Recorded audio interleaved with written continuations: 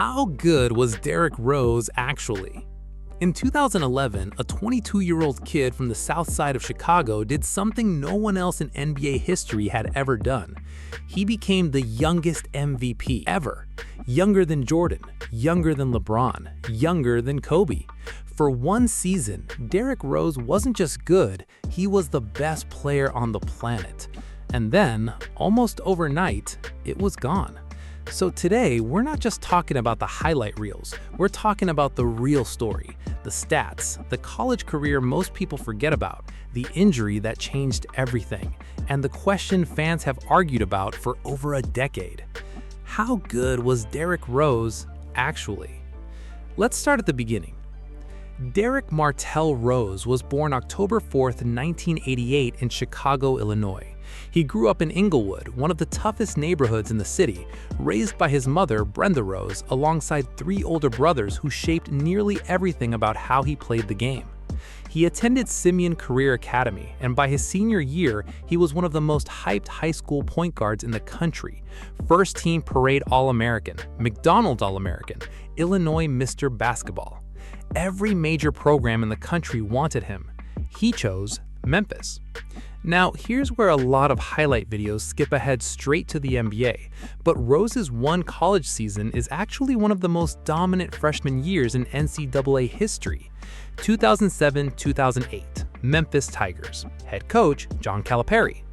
Rose started at point guard from day one, and the results were almost unfair.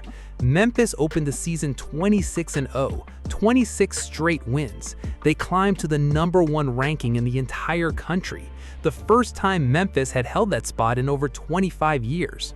Rose's freshman numbers: 14.9 points, 4.5 rebounds, 4.7 assists a game, shooting nearly 48% from the field. But the number that mattered most? Memphis finished the regular season 33-1. Then came March. Rose was electric in the tournament. In the Final Four against UCLA, he dropped 26 points and grabbed 9 rebounds in an 85-67 win, punching Memphis's ticket to the national championship game. Memphis versus Kansas, 2008 national title. And Memphis lost in overtime after missing free throws down the stretch that could have sealed it. It's still one of the most talked about title games in NCAA history, and it's the closest Derrick Rose ever came to a championship at any level, college or pro. A few months later, the Chicago Bulls made him the first pick in the 2008 NBA draft. His hometown team, his hometown kid. It felt like destiny. Derrick Rose's rookie season was instant proof the hype was real. He averaged 16.8 points and 6.3 assists, and he won Rookie of the Year. But it was year 3, the 2010-11 season, where everything clicked.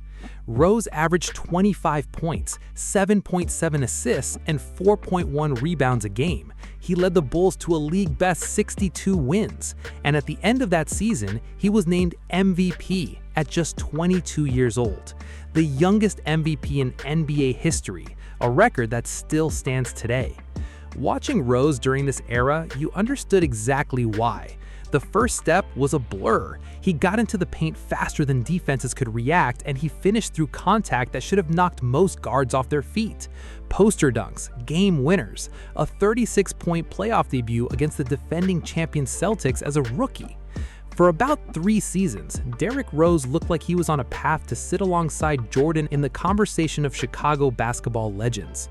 Then, April 28, 2012. Game 1 of the first round of the playoffs, Bulls versus 76ers. Rose drives, plants his foot for a layup, and goes down. Torn ACL, left knee. Surgery followed in May, the recovery timeline 8 to 12 months. Rose didn't just miss the rest of that postseason, he sat out the entire 2012-2013 season, choosing to be fully certain before returning. And the ACL was only the beginning. A torn meniscus in his right knee in 2013, another meniscus tear in 2015, a torn meniscus in his left knee in 2017. Over the course of his career, Rose dealt with over 30 injuries.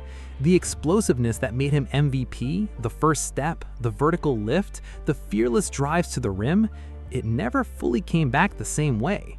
Before the ACL tear, Rose was averaging 21 points a game. After it, 15.1. But here's the part of the story that gets overlooked. Derrick Rose didn't disappear. He kept playing. 15 more seasons, in fact, across 6 different teams: the Bulls, Knicks, Cavaliers, Timberwolves, Pistons, and Grizzlies.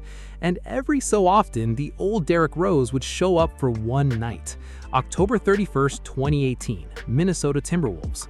Rose, at 30 years old, playing off the bench, dropped 50 points against the Utah Jazz, a career high years after most people had written him off. He reinvented himself from a franchise centerpiece into a veteran leader, a locker room mentor, a guy young players wanted to learn from. He won gold with Team USA at the FIBA World Cup in both 2010 and 2014. In September 2024, Rose announced his retirement after 16 seasons. His career totals: 12,527 points, 3,770 assists, a 17.4 point per game average across 723 regular season games. In November 2025, the Chicago Bulls retired his #1 jersey, permanently placing him in the rafters alongside the franchise's greatest names. So, how good was Derrick Rose actually? Here's the honest answer. At his absolute peak for one season, he was legitimately the best player in basketball. An MVP at 22 isn't hype, it's a fact, and it's a record nobody has broken since. But greatness in this sport isn't only measured by a peak, it's measured by how long you sustain it. And injuries took that away from Rose before he ever got the chance to find out what his prime, fully healthy, could have looked like across a decade. Derrick Rose's story isn't really a story about wasted potential. It's a story about what real toughness looks like, rebuilding your body and your game over and over again, year after year, long after most players would have quietly walked away. He never got his second MVP season, but he got 16 years, a jersey in the rafters, and a permanent place in the conversation of what if. And honestly, that might be the most Chicago story there is. If Derrick Rose never tears that ACL in 2012, where does he end up in NBA history? And if you enjoyed this breakdown, hit like and subscribe for more deep dives like this one. It really helps the channel, and it means I get to keep making these.